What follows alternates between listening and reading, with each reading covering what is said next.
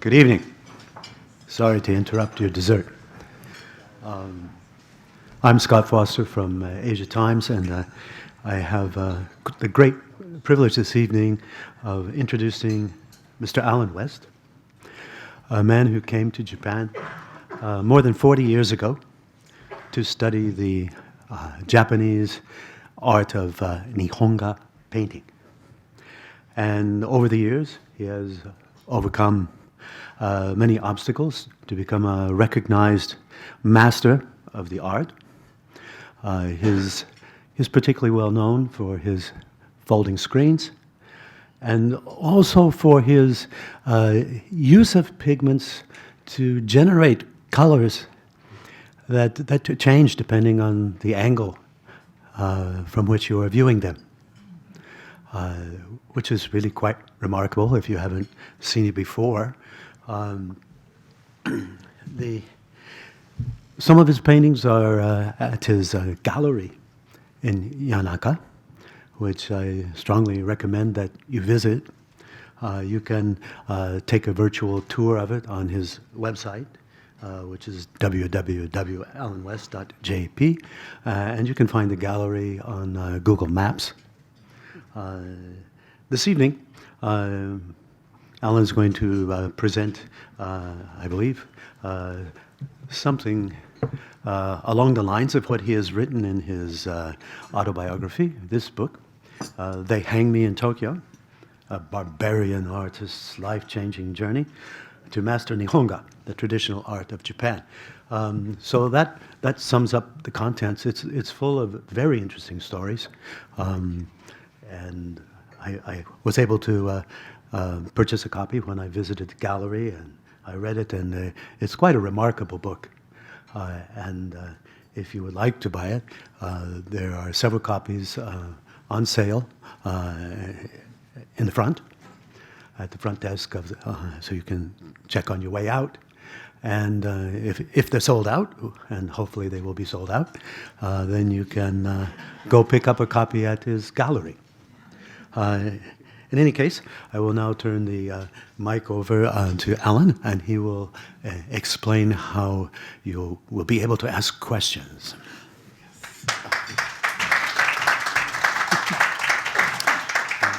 Scott, thank you. That's a fun introduction.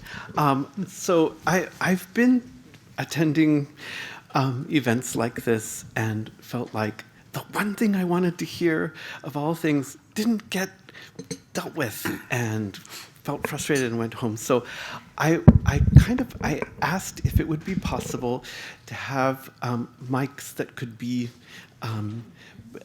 brought to your table if there's a question or something like that you'd like to hear anytime during the presentation, just because I know that when I get really excited, I start talking about very technical terms and things like that, and lose people.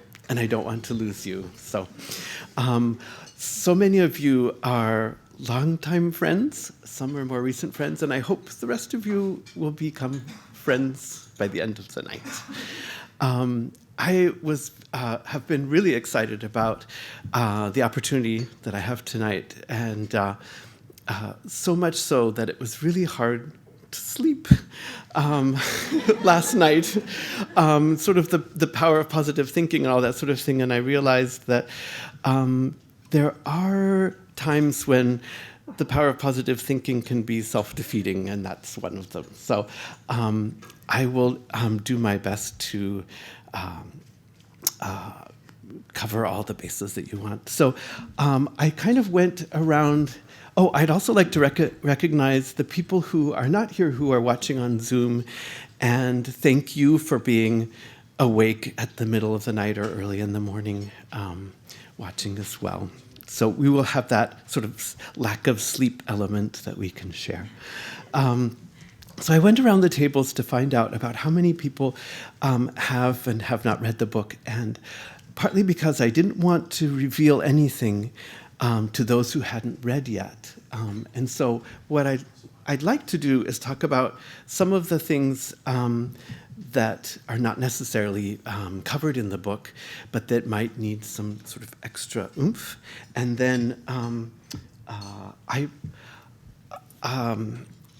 when it came to writing this book, I had some very helpful editors. And one of the reasons why I needed to kind of rely on them was because I've been here so long that I didn't know what things were familiar and understandable to the English reader and what weren't. I would take a lot of things for granted, having lived here so long, and talk about them as if it wasn't anything unusual. And the editor would say, "I have no idea what you're talking about here. Please, help us out." And so they really helped me a lot with that. The other thing was after painting, I do enjoy writing, and most of the sort of electives I'd have in high school or college ended up being writing classes. But when it came to actually, so I was asked to write this. I was told, you've got a really interesting story, and we'd love to have you write about it. And I thought, it's come. What do I do? And so I thought, well, I've got a lot of interesting anecdotes that I could probably write about. And so I, after writing for a couple of years, brought them in. And then the editor said, really, you put these anecdotes in order and then fill in some gaps, and you have a narrative going. And so I wasn't sure that I didn't have the confidence as a writer to write a full narrative. I could maintain that sort of anecdotal form. So I'm really thinking about Zuihitsu style there, and yet that encouragement from the editors I really, really appreciated. So what happens is that I ended up, of the things that I wrote and sort of rewrote, about 1/10 of them remained. And then thinking it from a standpoint of the narrative, what fits and what doesn't fit, about half of that ended up getting cut. And that's what ended up being the book. But there are a few anecdotes that were really, really difficult to cut. And you can sort of. By the way, I'm just going to, for those of you who are bored, you can just look at the pictures as they go by. I just want to make sure that you can see the artwork as well as understand the story. And this was actually one of the parts of contention with the editors, was that they said, "We want the story, we don't need the artwork." And I felt like, wait a minute, the artwork is the whole thing. What? And so I said, you'll have to promise me a few things before I can sort of accept this. And one of them was that I get the rights to design the cover. Because I knew that the cover was going to have to do a lot of heavy lifting, that the artwork on the cover was going to be the only example of my work that the reader will probably see. The other one was on the back cover, make sure you get my website address on the back too, so that at least the reader, if they want to see my artwork, which I decided I was going to write as excitingly as possible so that the reader is going to want to go to the website, so that it would work. I think the only complaint I've gotten on the Amazon was that they were expecting artwork and didn't get it. And that's perfectly understandable. And that's one of the few complaints that I am not sad about getting, actually. So, so that meant that I felt obligated to really present the material in as visual a way and as descriptive as possible to make it close to, in the reader's mind, have it a vivid enough impression that they would feel as though they were seeing the artwork, even if they couldn't actually. Now, the reason the editor said that they couldn't include the artwork was because the method of printing in our day and age is different than when I grew up, where you'd have, right in the middle, you'd have about 20 pages of artwork or photographs or whatever. And then, the other pages would be print medium. But apparently now, what happens is that works if you're printing a lot of 10,000, an edition, and you have that in storage and you sell it out in dribs and drabs. Nowadays, what ends up happening is that it's two different printing processes. And if you're doing the katsuji, what is katsuji?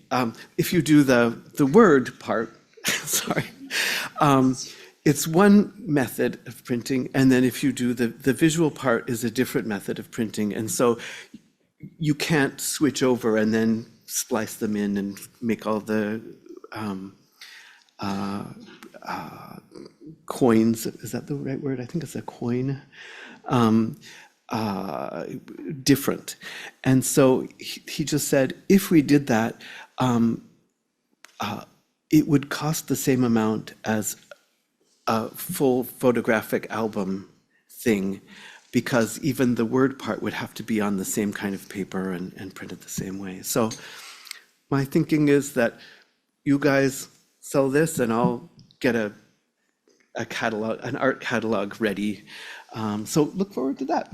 I'll get a good catalog of artwork out. Yes, this is a good place to stop. One of the things that's kind of fun is, as I looked at the guest list, I noticed that some of you visiting here today are also clients of mine. Good for you, and that's it's good to celebrate you too. So this is the Yamazoe family commissioned this, and I think it's been about 10, 12 years.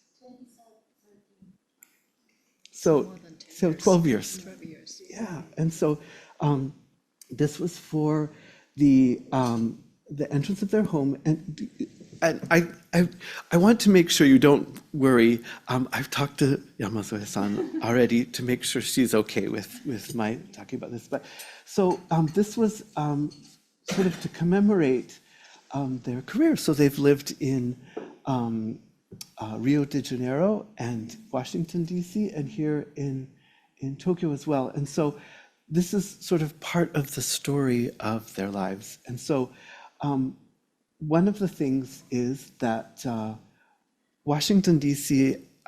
Shares with Tokyo is the cherry blossoms. And of course, they love the cherry blossoms in Washington, D.C., so it had to have cherry blossoms.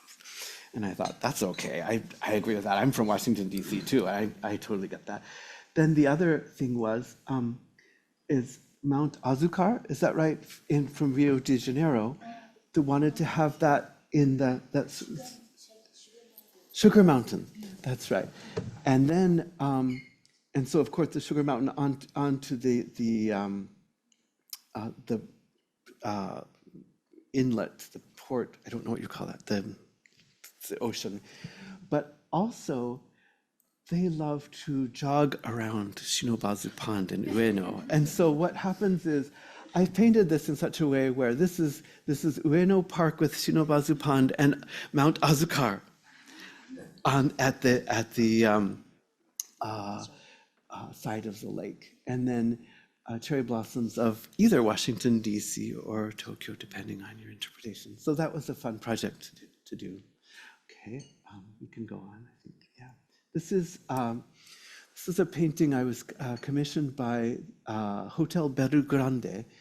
And the whole, you can't really see, except for just on the ceiling where you see the stained glass, where the whole hotel was, the design was Frank Lloyd Wright as the theme.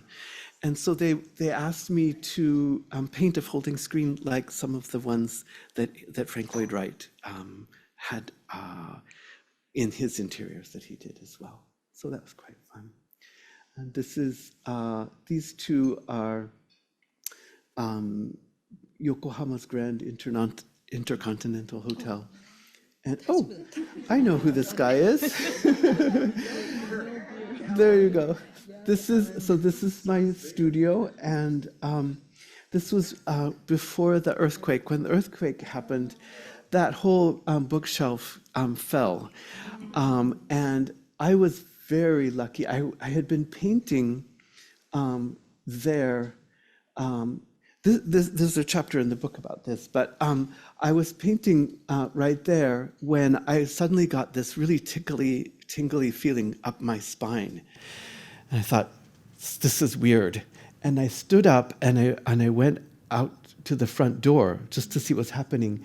And that's when it started to shake. I looked back and I saw the bookshelves fall over onto a big jar that I had of gold leaf. And when that happened, the gold leaf jar broke open and a huge cloud of gold flakes flew up into the air in the most beautiful. And the thing is, I would never, ever waste that kind of money on purpose. But when it happens, you enjoy it. And that might have been the most fun of the experience. that and actually stepping out in front and watching the waves come down the street. The street felt like ocean waves, and I had to sort of hunker down like I was surfing just to be able to stay up on my feet. Okay, anyway, go on. So this is the Imperial Household's Gagaku troupe. We had a concert at the studio one New Year's, and that was quite a fun thing.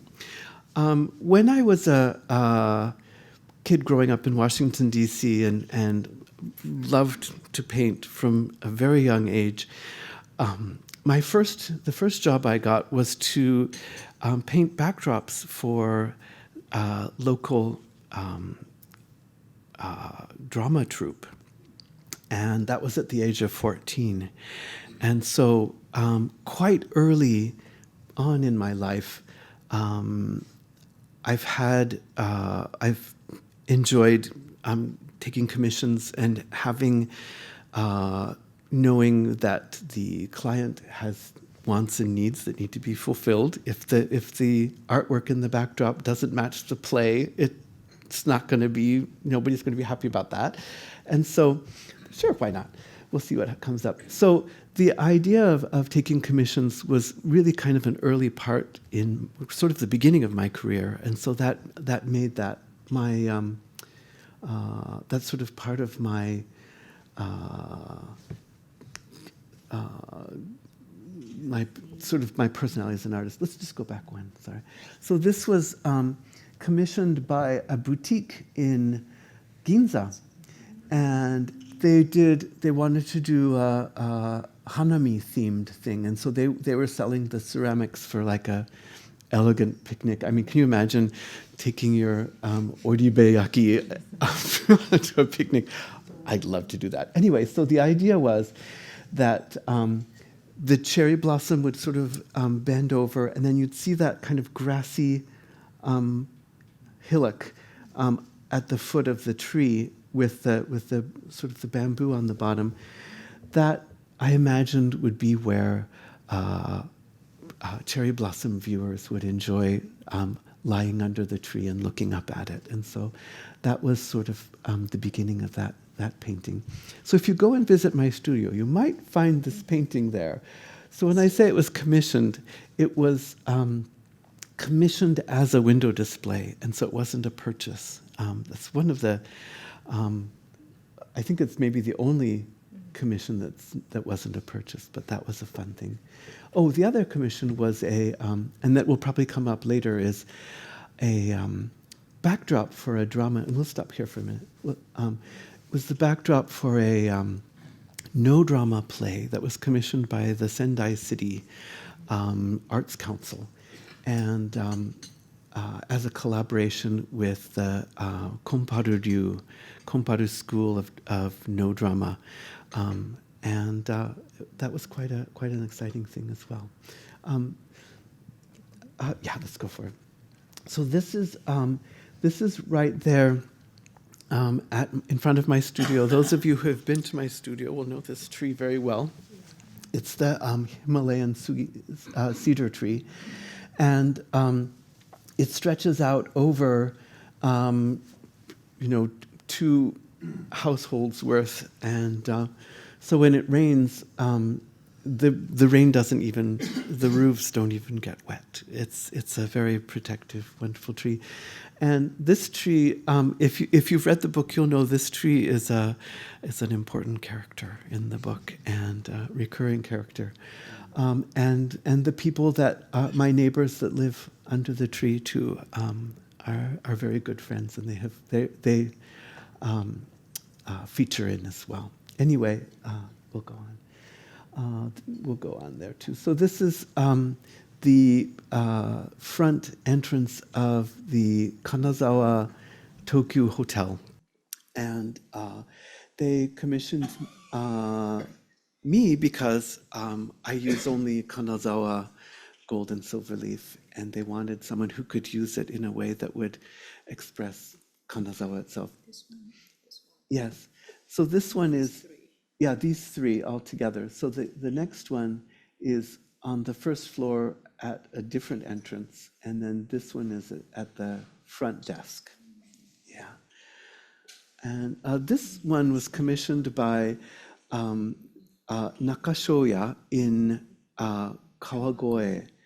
And the Kawagoe, as you know, is called Koedo. It's a quite old traditional part of Kanto. And this is an old Meiji period. At the time, it was a Satodonya. Okay, so it was a sugar wholesaler. And this was the upper floor, and they decided to convert to a noodle restaurant and a soba restaurant. So this is the second floor, and they rent it out for receptions and things like that.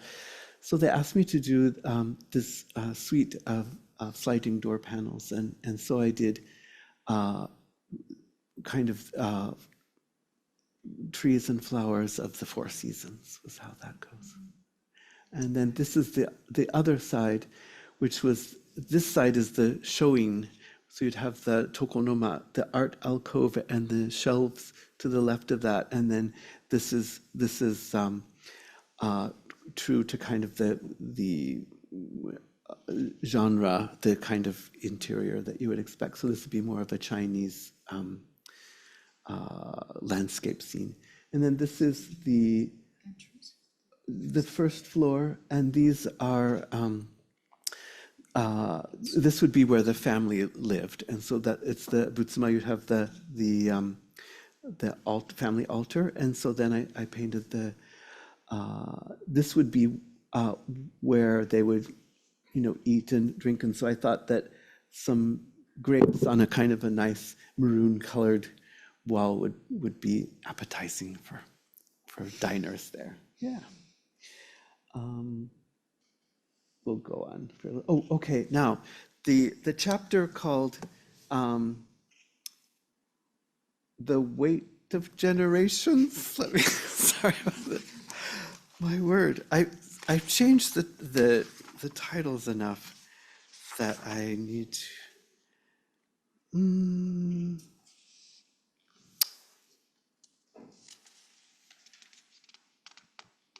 Well, so what happens is this is this is the one that everybody at the book clubs and things like that say, that's the seaweed chapter.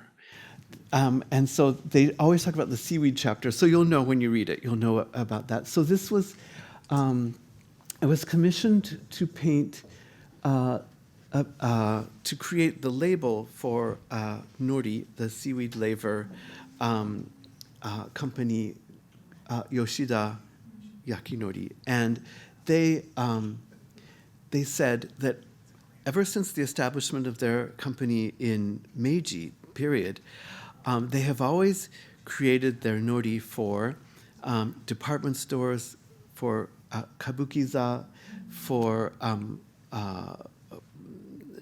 osebo, or kekkonshikijo, or soshiki. I can't speak Japanese. I have to say it in English. I do these presentations in Japanese all the time. It's really awkward when I have to do it in English because the wrong words come. Sorry about this.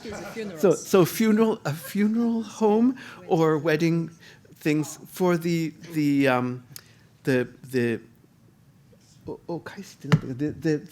take home gift, the return gift. And so he said, this is the first time, because of the fact that people are eating less and less rice, some of our clients are going down, and this is the first time we're going to be selling on our own label, and we need to make this right, because we've got to, show what we are. And he brought a can of the nori, and I fell in love with it. It was so good. I eat nori with rice, and that's wonderful. I was eating it out of the can. I didn't need anything else. It was a snack. Did he pay you in nori? Well, Lifetime supply? that was not part of the deal, but every year, every 6 months, he brings a can. It is so wonderful. So I thought, I can't paint for this. So my art teacher, when I was in high school, he said, there are only two things that are impossible to paint. One is your mother's face, and one is the sunset, because you'll never be satisfied. And I'm sitting here thinking, and nori, maybe. It really was so good. I thought, how am I going to express this yumminess? And so he said, I'll bring you lots of, information materials. We have a library full of nori information. And so he brought out some books, and I read about it and everything. I thought, okay, wow, okay. So you'll see I wish I had a little pointer, but at the bottom, you'll see this is the banks, and then it's water going out. And in the water, you'll see branches sticking out of the water. And that is what they traditionally would use to grow the seaweed onto it. And those are called hibi. And so hibia, it used to be the inlet where they made nori with the hibi there. And so I'm like making all these connections, saying, wow, this is fantastic. And so that's the hibi no tani. So that's, so I put that in there. Then the other thing is, he said, I'd like you to do the calligraphy for the label. That was Yoshida Yakinori. And so I'm thinking, I want to make like a little escutcheon, a little sort of framing thing around the letters. And so you'll see on the leftmost side and the rightmost side, you'll see plum blossoms, branches in kind of an oval shape. So what happens is, it's a can, it's like a tennis ball can shape, except a little bit fatter.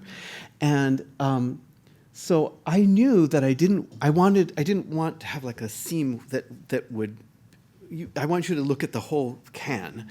And so the idea was that if I did it as a byobu, I could fold it back on itself so that each edge could come together and I could paint it that way.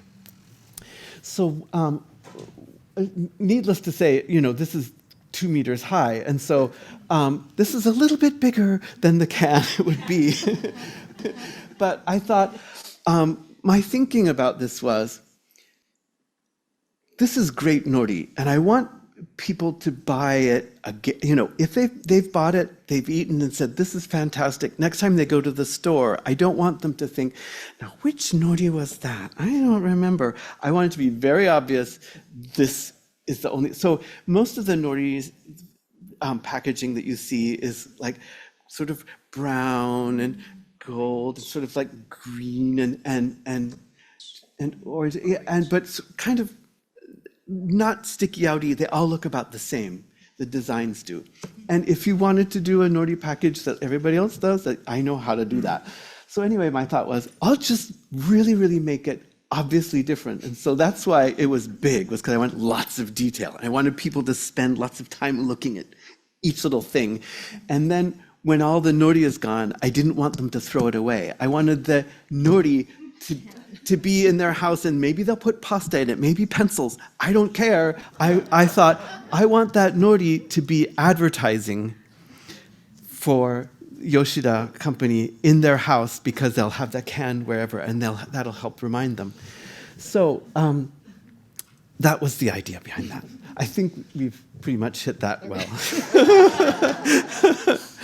I mean, we've got a lot to go here and not a lot of time. So anyway, this is kind of fun because it's for Asada-san. It's the Ryote in Aoyama, and this is where they the sort of politicians entertain and things like that. So it's kind of a fun place. That is 2.5 meter wide scroll.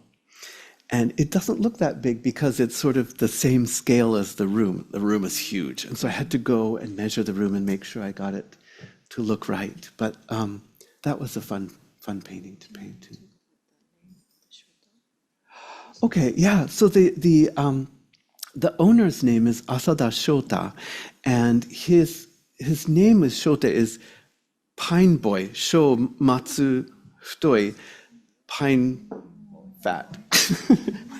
So he, and the reason he got that name was because his father had been working there on the second floor when fire broke out on the first floor, and he couldn't escape down the stairs because the fire had already engulfed the stairs. And so the father got to the balcony and shinnied down the pine tree in the front garden. And so his firstborn son was named after the tree. And so one of the things that you'll see in traditional houses is the pine tree that sort of stretches across the entrance. And that's called the mukaematsu, the welcoming pine. And so I realized that this needed to sort of serve a couple of different functions. One was to welcome the guests to the banquet hall, and two was as a portrait of Shota-san, the pine boy. Yeah, this is the ceiling of my studio, and these are the flowers of the 12 months and the 4 seasons. Yeah, that's enough. And then this is the other ceiling. This is the dragon family. And we'll go on with that. So, mommy that scared mommy, but I figured out to at least put this back. So I don't know who this guy is. He's got hair. But so in the book, there's a part where it talks about my coming back from Japan to finish up school, and how very different how much my art has changed since that experience. And so this is just that juncture right there where I'd been in Japan for about 2 or 3 years, come back to finish school that last year, and then back to Japan for the long haul. So I don't remember what else. I don't remember why I put that in there. This is Hotate. This is the only remaining daimyo palace, and it's a Juyo Bunkazai, which is important cultural property. And I was commissioned to paint for that as if the daimyo was living there now, to sort of create that sense of it, because it seems quite sort of desiccated, with nothing, no art in it or anything like that. But that was really fun to paint, and I just love the way the light reflects off of that. And we can go on. This is painted for a restaurant. These are commissioned paintings too. Interesting. Okay. So we're just going to sort of fly through some of these just to have fun. This is mentioned in the book, and so this will sort of be repetitive for those who have read it, but people want to know, why did you paint Nihonga? As a kid, I loved plants and flowers, and that was my favorite thing to paint, the subject matter. And as I was doing that, I realized that oil paints were just too viscous. And the details that you need to be able to paint plants and flowers relied on it being liquid. The only problem is, if I watered down the kinds of paints that were available to me at the time, they always became translucent. And so I wanted something that was liquid and also opaque. And so I started, and we'll leave it there for now. So I started experimenting around, and the materials that I had been using for trying to make traditional oil paints, which meant linen instead of canvas, and instead of latex gesso as the base coat, I was using rabbit skin glue for the base coat, and a few things like that. What you would then do is use marble dust mixed with linseed oil to make a very smooth glass-like white base surface onto which to paint. And then I'd mix the pigments with the damar varnish and the linseed oil to make that. And one day as I was doing that, I thought, because that base coat of linseed oil and marble dust takes about 10 days to dry before you can go to the next stage to paint on it, I thought, I've just had it with waiting. I'm going to mix that marble dust with the rabbit skin glue and see what happens. It turned out that it not only was it opaque, but it was retained the fluidity of the rabbit skin glue, the protein that was boiled out of rabbit's hide. And I thought, well, if that's the case, then maybe I had to mix that pigment next with the rabbit skin glue and see if that isn't any better than the linseed oil and damar varnish.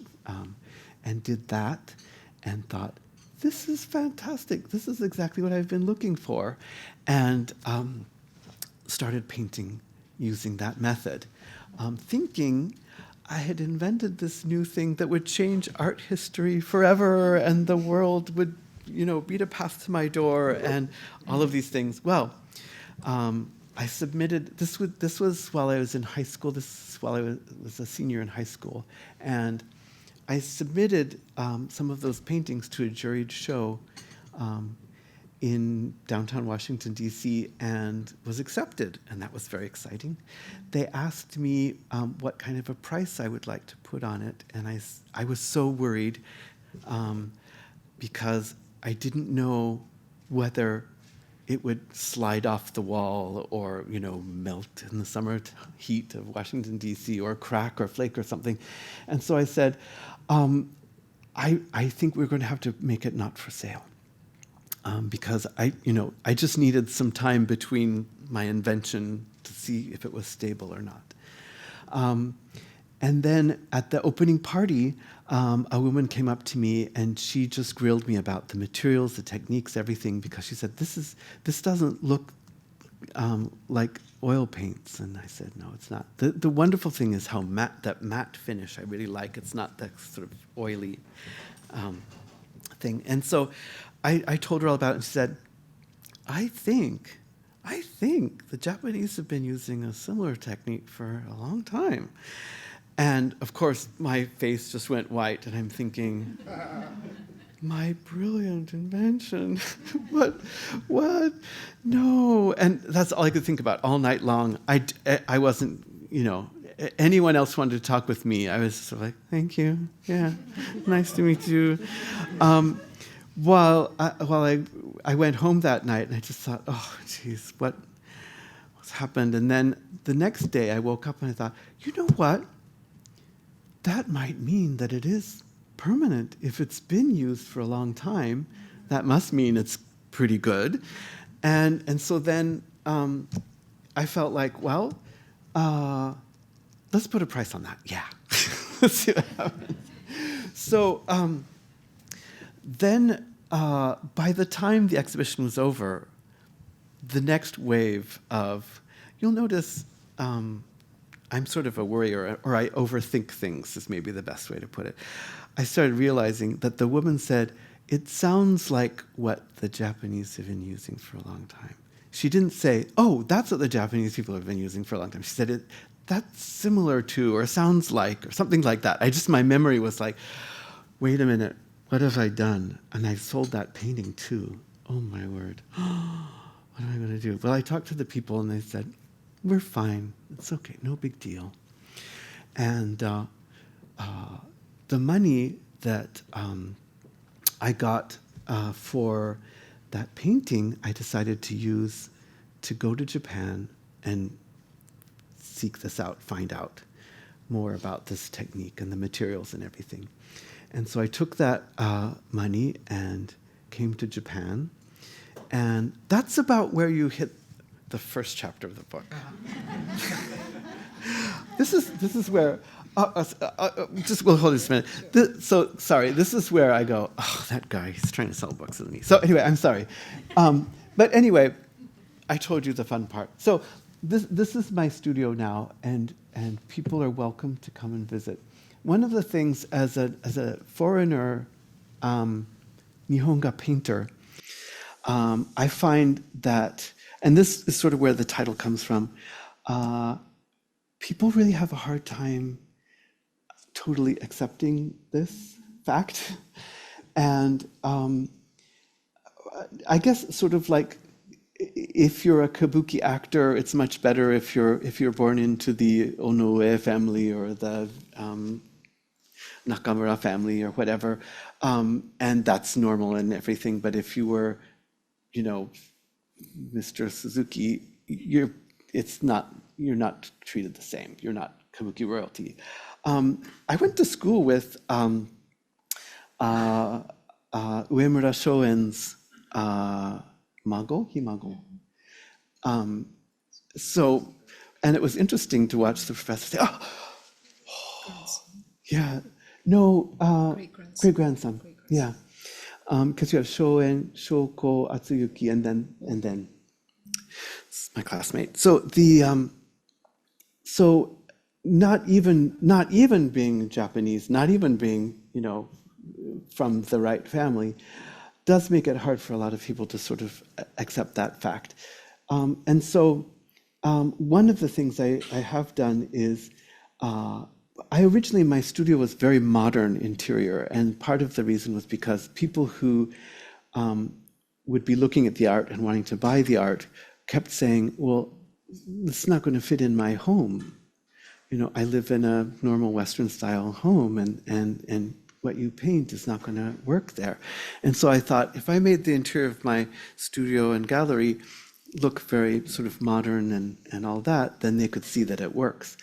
But then one year, it was just like a wave had come over, and people didn't say, if I don't have a washitsu, if I don't have a Japanese style interior, then I can't do this, they were all just perfectly fine with their, home having the art. And so then I realized that the interior that I'm presenting the art in needs to legitimize me.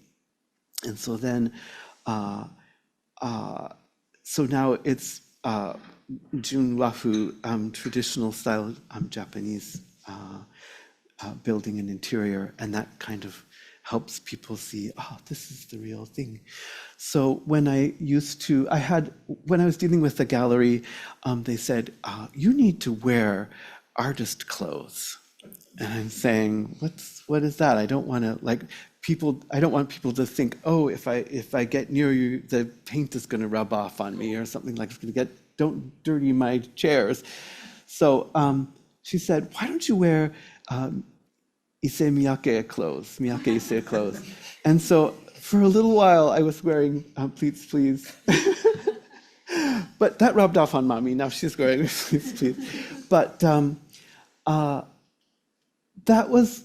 that worked for a little while because it was sort of this is not Konin Kaikeishi CPA. And so that helped a little bit. But then gradually I sort of learned that what I wear made an impression, and that when I was, handing my name card to people and it says Nihonga artist, they were like, yeah, right. You think, sort of a thing. And so what I did find out was this is sort of my own style. This is definitely not, if you're a kimono purist, you would be scandalized with all the liberties I'm taking, but this is sort of my way of doing it. But what happens that's very nice is that when I do meet people and do the Meishi Kokan, they see, a Nihonga artist, it's like, oh, I knew it, I knew you did something. And so it really helps a lot. So, thank you very much. Jim, I appreciate that. So, and when you say suits you, it's interesting another way, because I kind of wanted to take the Japanese style, but also make it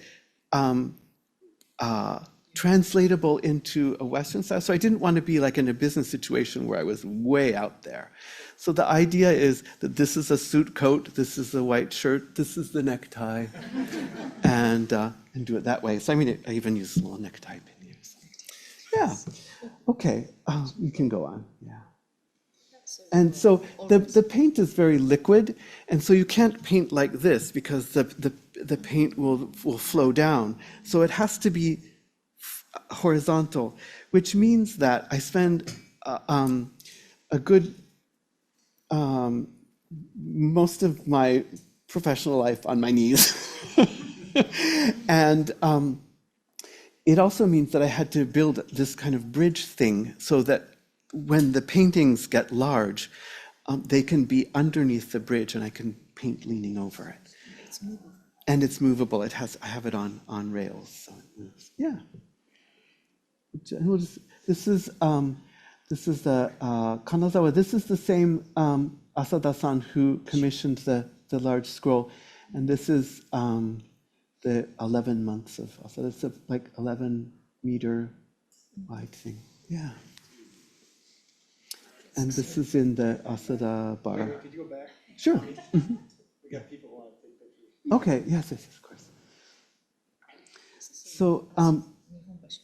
Yeah, this is in Nihonbashi and the Mitsui Urban Hotel, and the Asadaya, the home thing is in Kanazawa, and so the idea was that it's Kanazawa. Yes, Kanazawa. Yeah. So the idea was this was Kanazawa's nature. Yeah, and you use a lot of gold leaf from Kanazawa. And a lot of gold leaf in the background. That's right. Mm-hmm. Yeah. Okay. This is Yeah, okay, we'll just keep going here for a little bit, because I think yeah. oops. Oh, let's go back to this, just because it's fun. So I got an invitation to go to, what is it, Miyako Odori in Kyoto at Minamiza. And I got the program, and I'm just sitting there going, oh, and I bring my yatate, and I'm just like, I can't just sit here like a bump on a log. I want to sketch these women. So I get my program out, and I pull out my brush and my ink, and because I have it always with me wherever I go, and so I'm always sketching when I can, and so I'm sketching on the program, and yeah, like this. So beep, beep, beep, beep, like this, and I need to put a little water in there, but the one of the geisha. So I was on one of the frontish rows, and then there was a party that I got invited to afterwards where some of the geisha were attending, and she said, "What were you doing? What was going on over there? It looked like you were, writing a poem or something." And I said, "Oh no, this is what it is." And she said, "Let me see. That's me." And she was going, I remember, that's the pose. That's when we were doing this thing. Now that's where we were doing this thing. And I thought that was really funny that she liked it. And she said, "Take a picture of this because you're not going to get, an opportunity afterwards." So I took a picture of her with the very, very fast sketches that I had to take as they were flying around the stage. Yeah.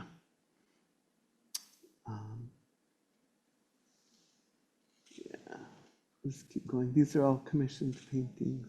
Oh, that's too fast. It's way too fast. Because it doesn't go. It doesn't keep up with you. Okay, you're gonna keep going. Yeah, that's about speed.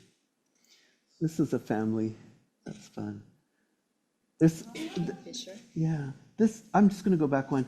This was commissioned by a family. They had gone to Korea and seen there's some kind of a famous tree where the roots are entwined with each other. That's a famous, yeah. And they said they wanted to commission a painting, and they asked me to do one of their family. And so the idea was that the roots were bound like this thing that they had seen that they really loved, and then the number of children they have is met by the number of branches, and then I guess the grandchildren were the wisteria blossoms. It's a big family, by the way. But that was really fun to paint.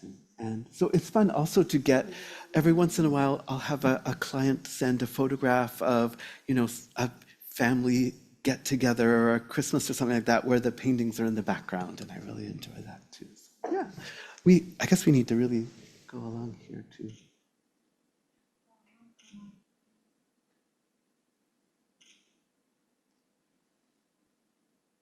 This is, do you know the painting, Stuart, you would know this, Carnation, Lily, Lily, Rose by Whistler? No, not Whistler, what I'm saying. Anyway, okay, it's the girls in white summer dresses lighting paper lanterns. Whistler. It's no Sargent. Sargent.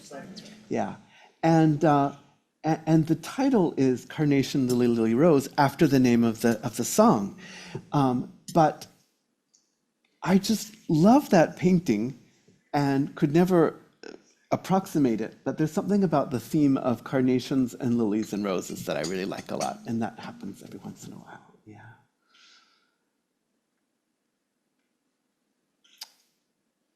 Now this was commissioned. There's a place called Owner's Mansion in Osaka by what's the tower? It's in Umeda. It's the big. It's at the above the station. That's that was a fun project. And I was debating whether or not this was going to be the cover of the painting, or the cover of the book. And this is the front, so we'll go through that. Go through these. Neko-chan, that's right. Yeah, that's right. So, yeah. So it's very interesting. Black cats are actually considered good luck in Japan. And so that was a commission. It's also a very, very popular delivery service. Yeah, true. That's right. That's true. The French people really like Yeah. We get a lot of French people coming to my studio too, and they tend to really like the black cat. We'll leave this for a little while. Yeah. Okay, let's do that. Yeah, this is good. Yeah, that's good. So this painting was commissioned by Uno-san, who's here too, and she I talked with her too and make sure that she was okay with that. So anyway, she commissioned this painting, and after it was all done, I thought, no, this is the painting that needs to be the cover of the book. This is the one. Uno-san, would you mind? Would it be okay if I could use this for the cover of the book? And she was like, sure, why not? I've never met anyone who is more positive and enthusiastic about the idea, and thank you very much. That was really wonderful. Well, it's yours. That's right. really And the editor thought this was a much better idea too. So yes, indeed. Okay, and we'll go on. I did want to. It's so funny. We don't have a lot of time, but one more, I guess. No, I guess one more. Okay. This is what- Yeah. And this is the other one, Uno-san. She had the concert in her home. And then this is also Yamazoe-san, and so when I was talking about people will send photographs, this is Yamazoe-san's Gogatsu Kazari, and it's so fun to see how the artwork becomes part of people's lives in beautiful ways. And so I definitely feel like this is Mr. and Mrs. Yamazoe in the painting as well. Yes. I remember when they asked me, so which one is who? And I had to say, there's no way of knowing. I haven't decided. There was no intention there one way or another. But the fact that you are always together, I thought was very appropriate for that. So this is the one. We're going to stop here with the photographs, and I'm going to talk a bit about this this painting. So, as I mentioned at the beginning, I wrote a lot more than ends up being in the book, because a lot of the things that I wrote didn't fit in with the narrative, and I had two editors. And one just loved this section to death. And he said, this is the jewel of the book. This is really this is the thing that made me cry, he said. But the other editor said, Allan, read it again without this chapter. And I thought, okay. And I read it and I realized that it left such a strong impression in your mind that it sort of sucked away all of the rest of the book. So I wrote the book so that it would gradually build up, so that it would gradually come to the proper conclusion, that the whole message you'd sort of see that all in your memory. And when you read this chapter, you forget about everything else. Which is, it's not a bad thing. It's just not the intention of the book. Yeah. Yeah. So, thanks. Okay. I like that. So, actually, that's what I ended up having to say to myself was, if I take it out, I have to promise myself that it's not going to die off the vine, that I'm going to put it in the next book. So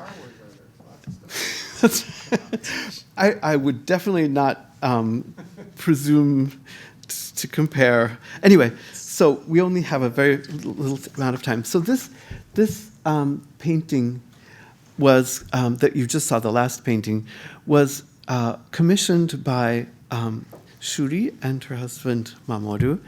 And so I'm going to read you about this. So I wrote this a while ago, so the dates may be a little off. Around 60 years ago, A woman planted a plum tree to commemorate the birth of her daughter. Years passed. When the time came to rebuild their home, she made sure their new bedroom window framed the plum tree. Every winter, no matter how bitterly cold, small white flowers would open, and the sweet fragrance would remind her that spring was on its way. In the summer, she made plum wine from the fruit. When the woman became too old to take care of herself, the daughter came back to live with her, and every morning she would draw the curtains for her mother to see the tree when she awoke. After the mother's death, the daughter moved into her mother's room and thought about her every time she saw the plum tree. After a few years, a deep gash appeared in the middle of the trunk, and it was clear the heartwood had begun to decay. The daughter was heartbroken. Now that she could no longer care for her mother, she felt desperate to care for the tree. She called in a specialist to examine the plum tree and was told it couldn't last much longer. The only thing holding it up was the green outer layers just underneath the bark. He could create a crutch for the tree to lean on, and perhaps it would survive the heavy autumn winds a little longer. He did not expect it to blossom ever again. The next morning, she woke to see the year's first snow outlining each branch of the tree in white. In her thoughts, she was sharing this beautiful sight with her mother. She didn't want to leave home that day. However, she was scheduled to fly out to Narita that morning, and there was no way she could cancel her business trip. On the shuttle, she opened a magazine and saw an article of a foreign guy who had invented a new kind of paint, only to be surprised to learn that had already existed in Japan. The article included photographs of his paintings, mostly of trees and flowers. Perhaps he could paint a portrait of her mother's plum tree before it was too late. She took the magazine, and once she arrived at her hotel, she opened the internet and found this Allan West fellow.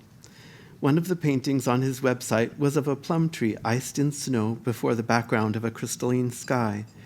It surprised her to come upon a photograph of this particular painting because it reflected her own poignant thoughts. When this woman contacted me, I recognized the urgency she felt. She spoke about her mother and the plum tree and how the specialist couldn't find any signs of incipient growth on the tree. I would need to sketch the tree as soon as possible. Upon returning from her trip, she invited me to see this tree with a hollow gash in its trunk and its branches with great personality. I could picture just how complete it looked, covered in winter's blossoms and later in summer's leaves. Much as art students, we were trained to picture the location of the bones of a model underneath the skin. I am able to picture where flowers and leaves will appear on a branch. In many respects, it is easier to paint a bare tree and paint leaves on them than to paint a lushly verdant tree and try to imagine the structure of the branches hidden underneath. While Mommy, my wife, was explaining the process to our hosts, I was seated alone before the window, sketching the tree from a variety of angles. The overall impression, the shape of the branches and their nodes, the sense of movement it created, and so on. Once I had the sketches of the plum tree, it was time to envision the painting. It was to serve so many purposes. In the living room was a hand-tinted photograph of an elegant woman with a fashionable hairstyle of the mid-60s. She wore a light pink mandarin dress and sat on an armchair with her hands in her lap. I was certain this was the mother. Thoughts of this woman and the plum tree melded in my mind. Both were graceful and refined Chinese women wearing delicate pink. The impression of this poised woman needed to be included in this painting. The year ended, and it felt fortuitous to be painting this subject as I welcomed in the new year. The snowfall was exceptionally deep, and at 2 a.m, my heater stopped working. I trudged around back and saw it wasn't going to be able to revive the unit. It had frozen solid in a drift of damp snow. I had no kerosene for the stove, and I had used for the many years before installing the air conditioning unit, so it was lucky I had the hibachi to use for making nikawa. I put on some extra charcoal to keep myself warm and put on a padded kimono for extra warmth. Once the painting was done, I called and was invited to deliver it next week. Would we like to join them for dinner? I inquired about her tree, and she said it appeared to have died. It had been weeks since blossoms were normally expected, and there was no sign of life. On the appointed day, I carried the painting, and Mommy carried the installation tools. As the door opened, we were greeted by the smells of a delicious dinner. And I unwrapped the painting to the clapping of hands and was encouraged to hurry and hang it. We all enjoyed flipping switches on and off and looking from all directions at the various impressions the painting created in different lights. After a delicious meal and enjoyable conversation, photographs were taken. The entire event was an unforgettable commemoration. But for me, the highlight of the evening is when I heard our hostess say in a quiet voice, as if just to herself, "It's almost like she's alive." Early the next morning, we received an exuberant telephone call telling us of exciting news. Over the night, the plum tree had blossomed.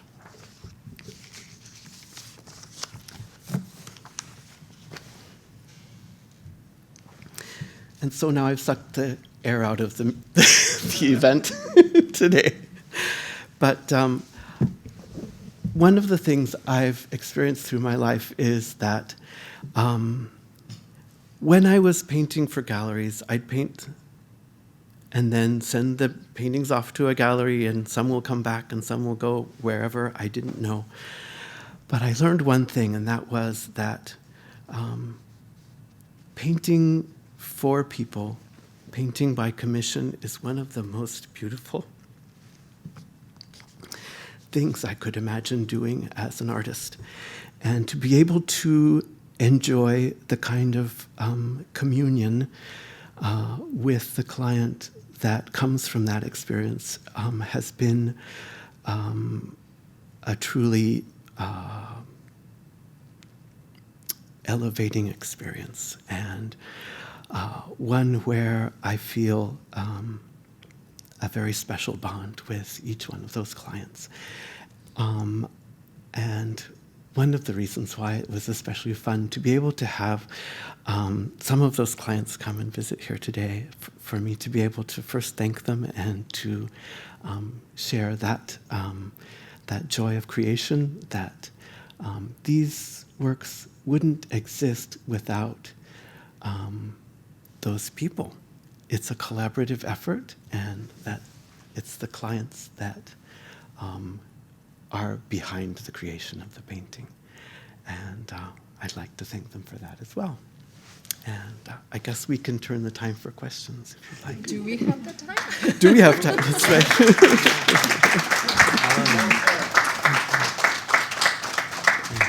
All right, we do have time for questions. You can either come up to the mic stand and ask from there, and if you do that, please introduce yourself. Or if you'd rather speak from where you're sitting, we can bring a portable mic around, and you can speak from there. And, well, the room has to be cleared by 9 o'clock, so there's actually quite a lot of time. It says 8:30 on the schedule, but we can run past then. And then, since we might go until the very end, I will interject now. We're presenting Allan with a honorary membership in the club. Thank you. Which I believe is Arigatou good for a gozaimasu. year. And we hope you come back. I will. And, thank you very much. Thank you. Oh, excellent. You know, you're only an 8-minute subway ride away, so you're gonna get tired of me.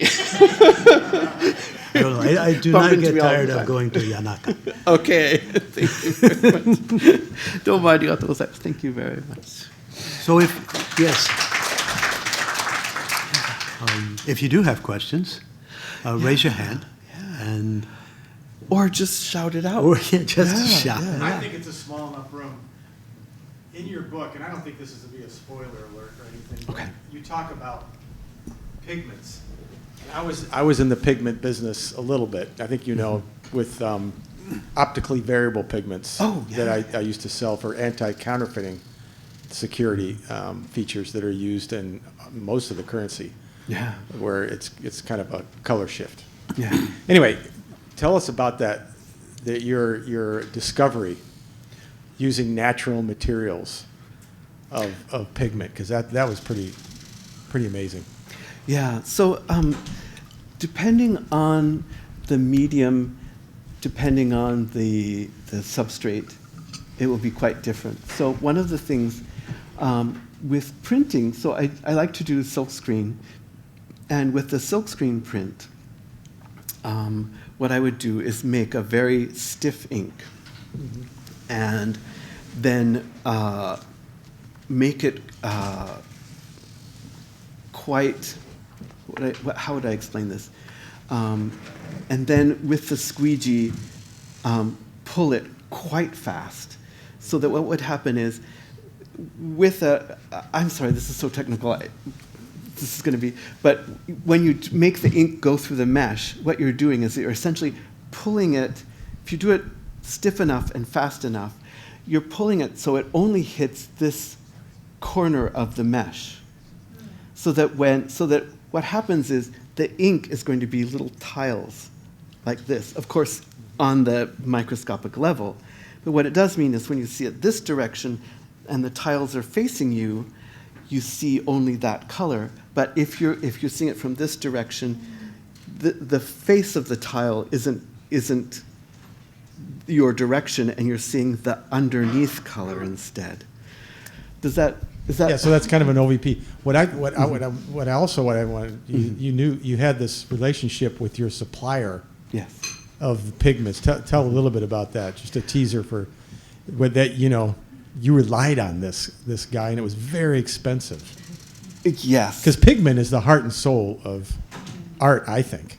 Yes. Well, and in fact, there are a couple of sort of issues with the materials, and so the pigments, we use natural mineral pigments, and so what ends up happening is if that vein is mined out, you're out of luck. And one of the things that happens is, of course, there are different regional variations, and so, malachite from Australia is going to be different from malachite from Afghanistan, and things like that. But there was a special pigment called tetsurishia, and for the book, I tried to find the English translation. I had to just put the Japanese word, because tetsurishia, it's iron something. Iron, Licia, I'm not sure what that is. Anyway, the only place they were mining it was in Fukushima at the exclusion, which became the exclusionary zone. And so until they could find anything approximating it, it was not available. And they ended up finding one. It's not quite the same beautiful green color. But that's one of the things. The other thing is that everything depends on the animal protein. Like I was talking about the rabbit skin glue. What we use here is deer hide protein, and it doesn't smell like rabbit skin glue. Is very easy to work with, but it's kind of cloudy, and it smells like a sweaty dog. And if you don't mind that, you're good to go. But the deer hide protein that we use here in Japan does not smell and is not cloudy, and so it's a lot better. And so everything depends on that. Whatever pigment you use, the adhesive, the oil that would be the oil paint, or the acrylic that would be the acrylic paint, that's the deer protein is what holds it all together. And the company that I shouldn't say company, the workshop, that made it was in Nara, and they just decided not to do it anymore. For many years, Hirayama Ikuo, who was a famous Nihonga artist and also the president of Tokyo University of the Arts for quite a while, had managed to persuade them for a long time to keep going, even though they didn't really like it. And it's not an easy job to do. It's really hard, and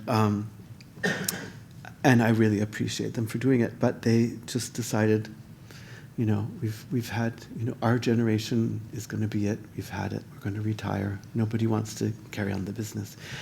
And so I had known that President Hirayama had been doing this. And so I knew that I needed to stock up in the possibility that it would happen, and it did. So there was a year's break between then and the availability, and I was getting right near the end of my stock. And then a gelatin company came in and said, we make gelatin, and so we can just make the same thing because it's animal protein the same way.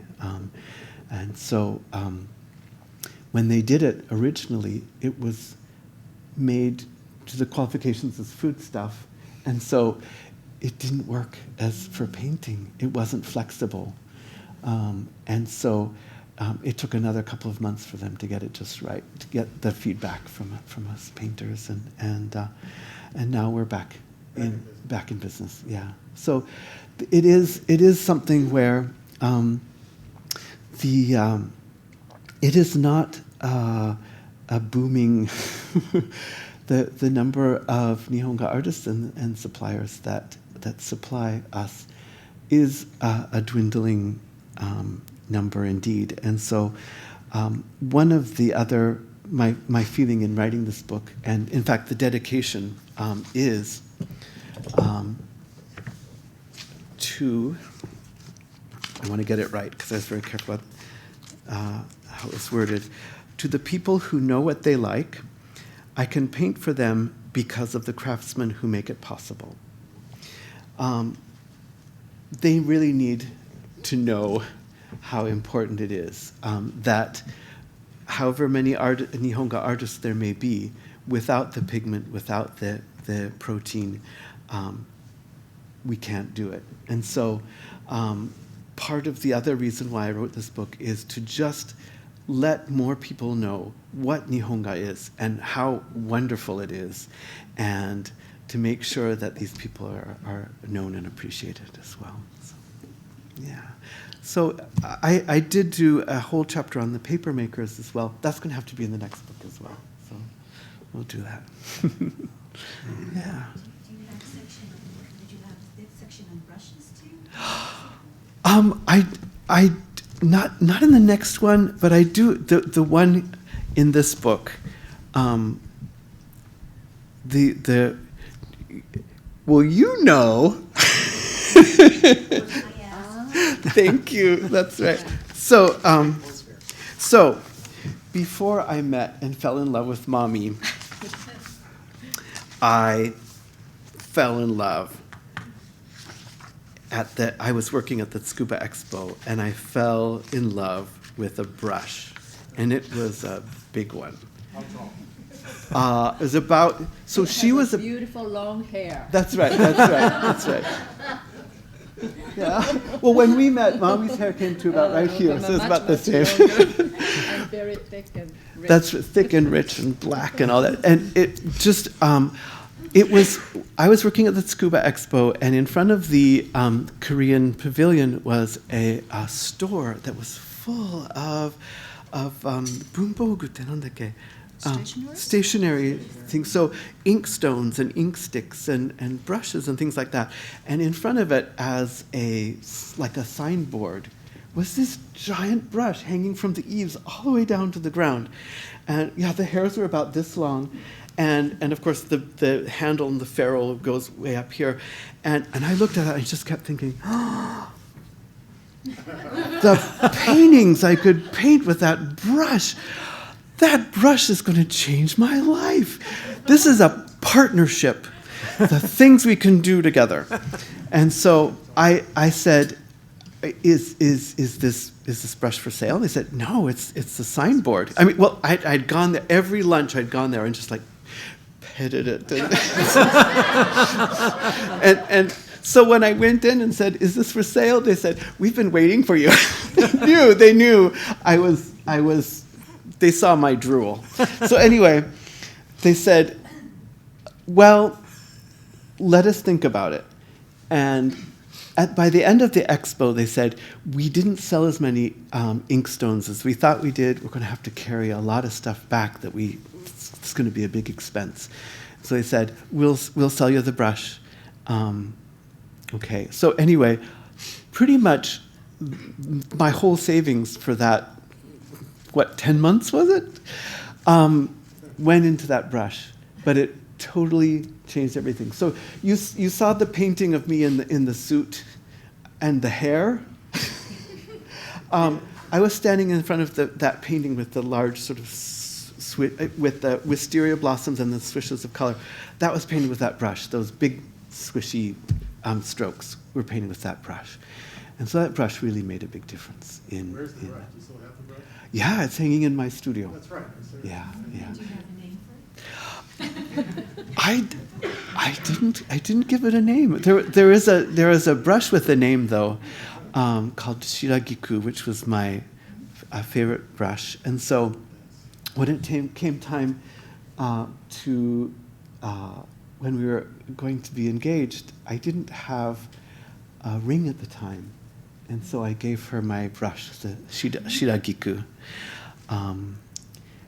Instead of a ring, she knew that was absolutely my treasure, and so yeah. It was just it's a small brush, but it was it was such a good brush. It was a wonderful, helpful, wonderful brush. So it was portable. That was the other thing.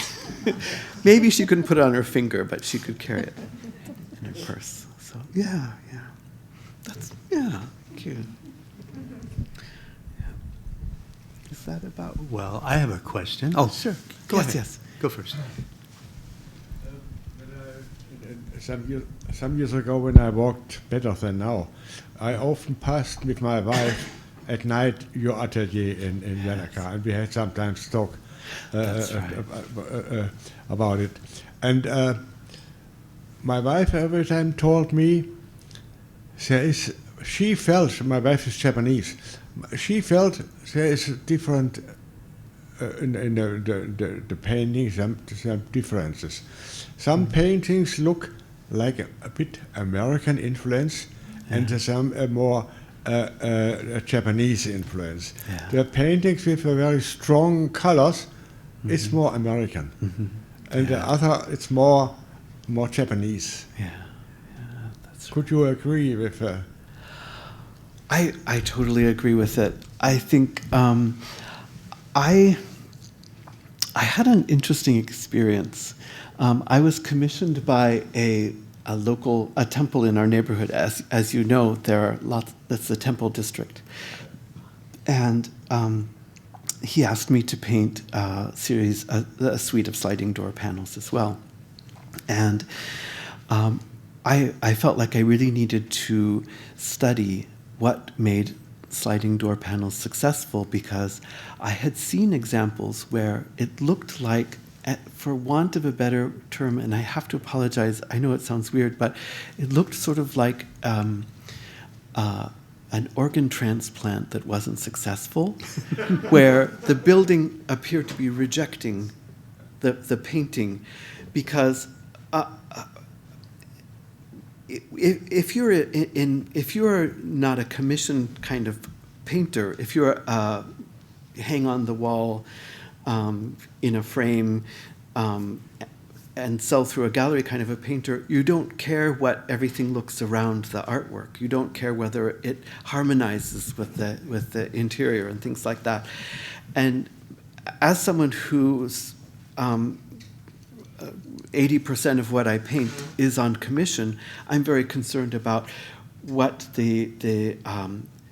where it will be exhibited, or not exhibited, but hung or displayed or whatever, how it will look, and that sort of a thing. And so I want it to be harmonized. And so I could see very easily that if you treat it as just any other painting, if you're a gallery painter, the painting is not going to harmonize with the building. And with the temple,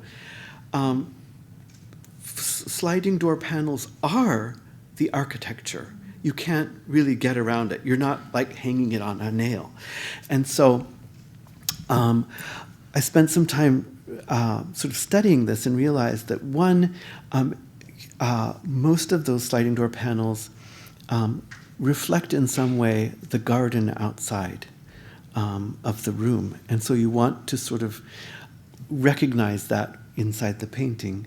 The other thing is that the era in which the building was built needs to be reflected as well. And because this was a late Edo temple, I realized that I needed to sort of brush up my Kano school brush technique.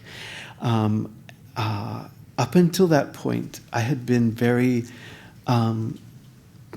sort of sensitive about people assuming that as a foreigner I had come to Japan to study art because I was the sort of Fujiyama geisha kind of person, and that I was, wanting to be, do Japanese things. And for me, it was all about the art materials. And so I assiduously avoided any Japanese influence in my art up until that time, because I didn't want people to think that I was a Japanophile or an exoticist or something. And so, but here's this commission, and I realized I'm going to have to really just erase all of my, Allanness and all of my Americanness and all of my contemporary expression. And studied a lot. That was sort of the good initial beginning of studying the Kano brushwork technique, and then really poured that into the process of painting for this sliding door panel for the temple. And this particular sect, signing your work is considered an act of ego, and so you don't sign for this particular sect, and which was fine with me. That was the condition of the thing.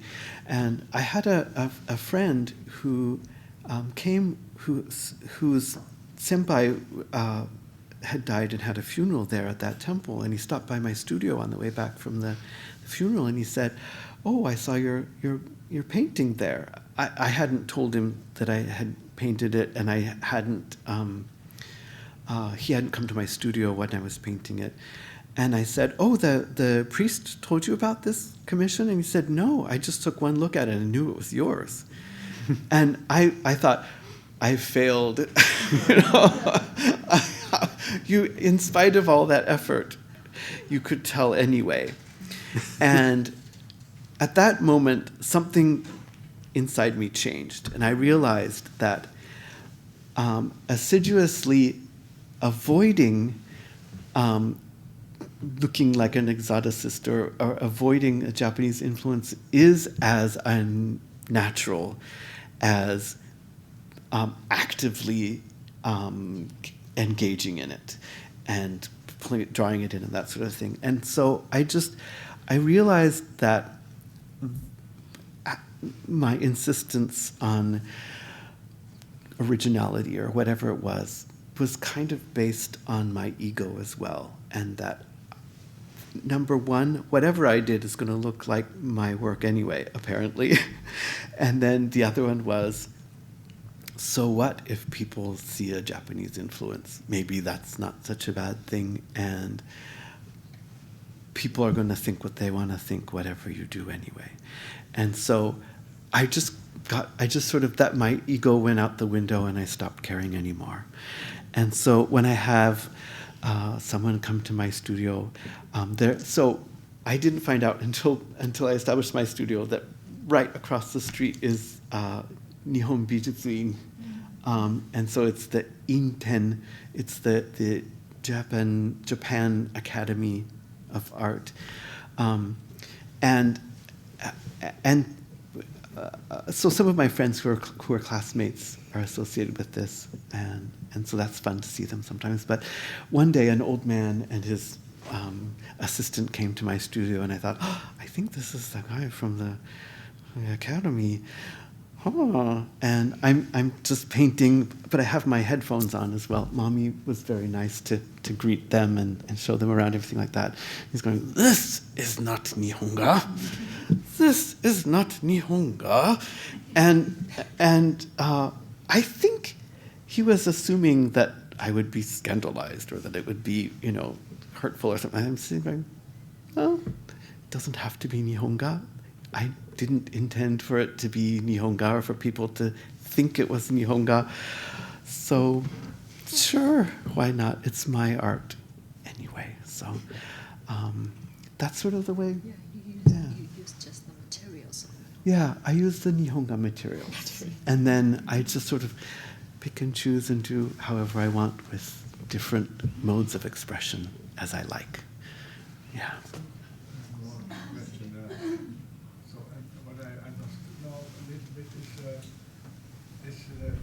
The Western style of painting, painters paint what they create from their own, what they think about. Yeah. And in Japan, they want to integrate the environment and what they're thinking about. More the Western is more kind of more selfish painting, in the opposite to the Japanese painting. Yeah. Is it? Could you agree or? I like that. I like that observation because when I studied at Tokyo University of the Arts, Geidai,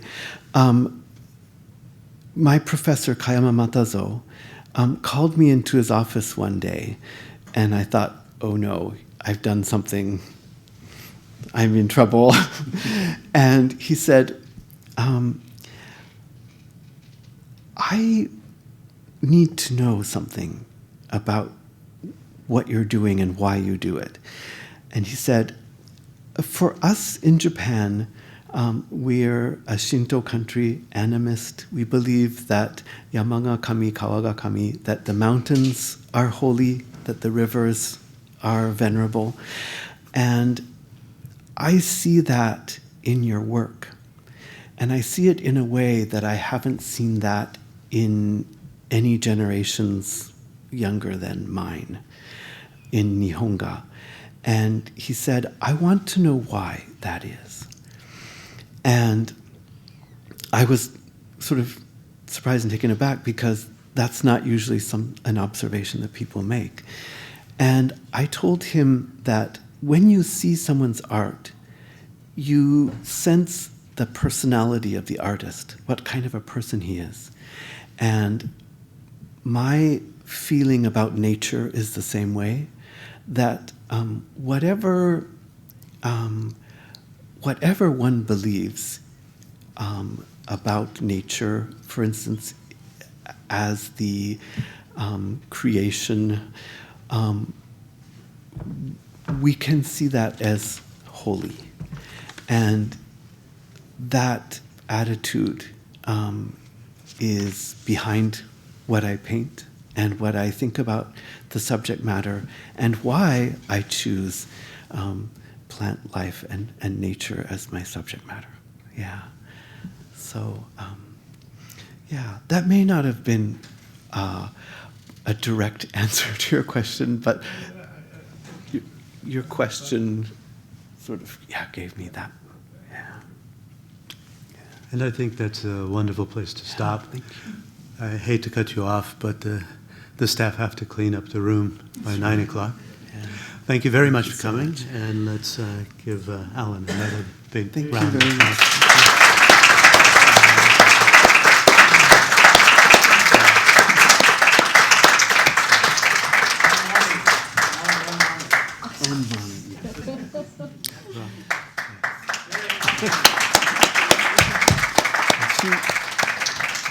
She's a big part of the book too.